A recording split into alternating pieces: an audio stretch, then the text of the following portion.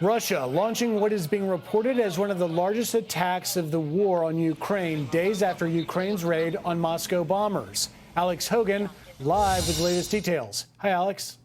Hi, Griff. Yes, the mayor of Kharkiv, this eastern city in Ukraine, says this was the most powerful attack since the start of the war. And I've spent time in that city, the city of Kharkiv. It's close to the border, meaning the proximity gives residents and really, frankly, anyone in the city very little time to run and get to shelter. As a result, authorities today say that as many as 3 people have so far died, as many as 21 were wounded, including a baby boy and a 14-year-old girl. Ukraine's Air Force says that Russia fired more than 215 drones and missiles overnight. Now, across the border, Russia's defense ministry says that its forces shot down 36 Ukrainian drones overnight. Russia says this week it had vowed retaliation after Ukraine's sabotage attack targeting Russia's long-range bombers. The daily and often deadly attacks are becoming a familiar story. Even as these attacks ramp up, both countries are also preparing for summer offensives. And there's growing indication from Washington that they could walk away from efforts to broker a ceasefire. This week, President Trump suggested the two countries should fight it out, comparing them to school kids on a playground. All of that being said, there are still major efforts underway to try to broker some kind of ceasefire and get both sides to return to the negotiation table. Ukraine has suggested to hold another round of talks and attempts at negotiation later this month. Griff. Alex Hogan, live for us in London. Alex, thank you. Well, starting Monday, citizens from these 12 countries won't be able to enter the U.S. as President Trump's travel ban takes effect. The president says he's targeting these countries over their terror activity, hostile governments, and high rates of folks overstaying their tourist visas. Former Secretary of State and Fox News contributor Mike Pompeo with us now. Mr. Secretary, thank you for taking time on a Saturday. On Monday, this list, a new travel ban goes into effect. The 12 countries where they're banned, 7 more because with some restrictions because of their vetting, their harboring of terrorists, and being countries that have high rates of overstays. Your thoughts? So I've been talking for a long time about the risk of terror coming into our country through illegal immigration, and that includes not only folks coming across our southern border. We saw hundreds of folks on our own American designated terror watch list come across the border under President Biden. But it's also folks who come here legally and then don't go home, and they overstay. And so I'm very pleased to see what President Trump has decided to do. This will keep America safer. He did it in a very logical way that I think will withstand court challenge, and American people will be safer. These are nations who have people coming to our country. We don't know who they are. They're impossible to vet because of the record keeping inside of their own country. We simply don't know who's coming here, and that is unacceptable risk presented to the United States, not only from terror, but from crime that these folks commit when they come to our country. And Mr. Secretary, I think you really put your finger on something important that may not be getting enough attention. When we look back at the Boulder attack, Mohammed Salman, an Egyptian national, and Egypt's not on this ban list. To be clear, he overstayed his B1, B2 tourist visa. But in this list that the president is banning and restricting on Monday, we know that there is a high rate of B1, B2 tourist visa overstays. You've got Burma's is, I believe, 27%. You've got the Congo's 30%, Haiti's 31%, and the country of Chad is just under 50% for visa overstays. Would you like to see the administration doing more?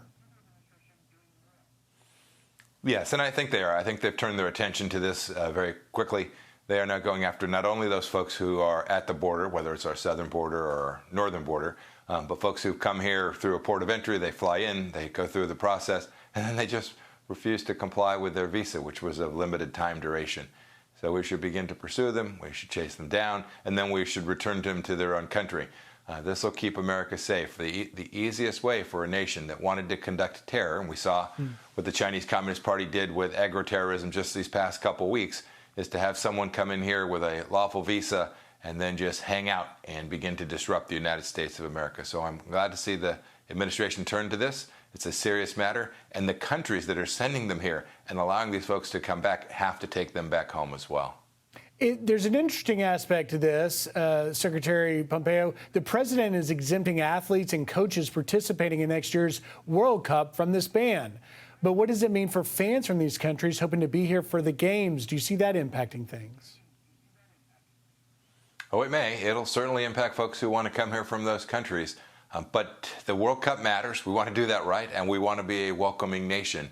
But it is an imperative that we not use the cover of a football match or a set of football matches in the World Cup to allow folks to come into our country who aren't going to go back and who present risk. And so, yes, it'll have a real impact. There's no doubt about that. But I'm confident we can figure out the wheat from the chaff, the good from the bad, and get this right and have a wonderful World Cup and keep America safe at the same time, too.